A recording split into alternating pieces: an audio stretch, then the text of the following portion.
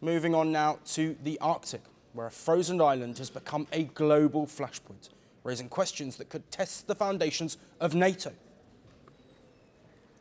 Greenland has spoken, and it has said no to a US takeover. On Monday, Greenland's government announced that it will intensify efforts to ensure the defence of the island takes place strictly under NATO.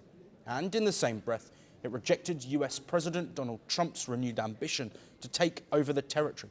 Trump believes the United States must own Greenland. His argument is familiar. If Washington doesn't act, China or Russia might. Greenland disagrees.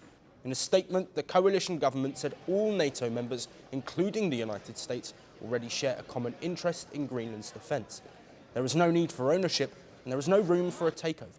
Greenland is an autonomous territory, but is part of Denmark. Denmark is a NATO member, and by extension, Greenland falls under NATO's collective defence umbrella.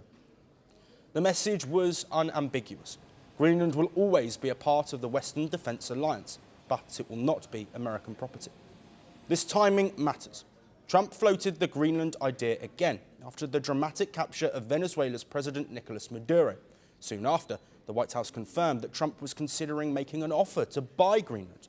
When asked if a deal had been made, Trump said no, but insisted Greenland should agree to keep China and Russia out. If we don't take Greenland, Russia or China will, and I'm not letting that happen.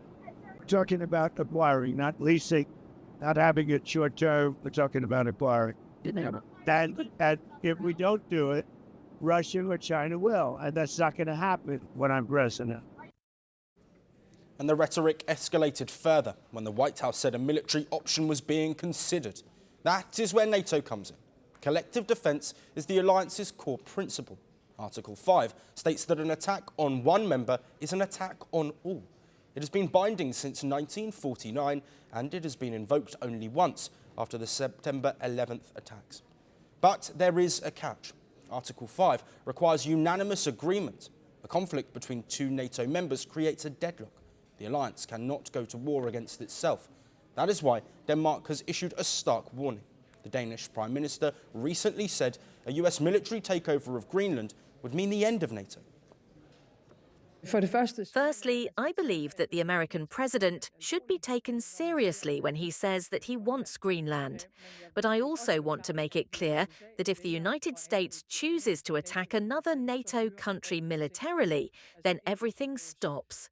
That is, including our NATO, and thus the security that has been provided since the end of the Second World War.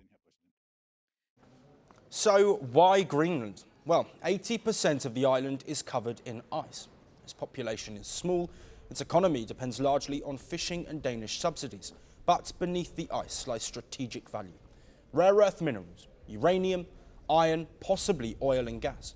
As climate change melts the ice sheets, access becomes easier and competition sharper. This is not new for Trump. Natural resources have featured prominently in his foreign policy calculations. The latest example is Venezuela. Yes, America has a military base there since World War II, but Greenland has been moving steadily towards independence since 1979. And every elected party supports that path.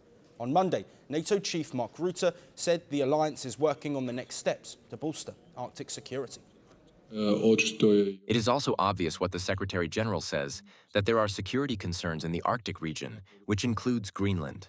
However, I am sure that by talking, it's possible to find a solution that will ensure security for the United States of America and for Denmark.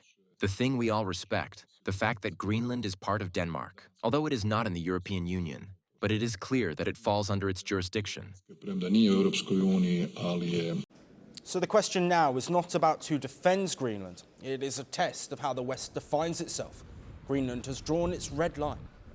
And in doing so, it has exposed a much larger fault line within the Western alliance.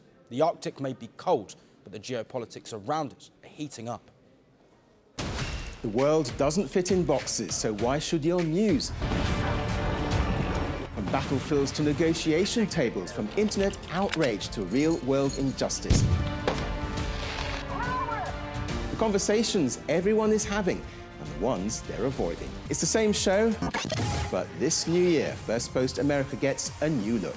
I'm Kerry Johnston, and this is Firstpost America.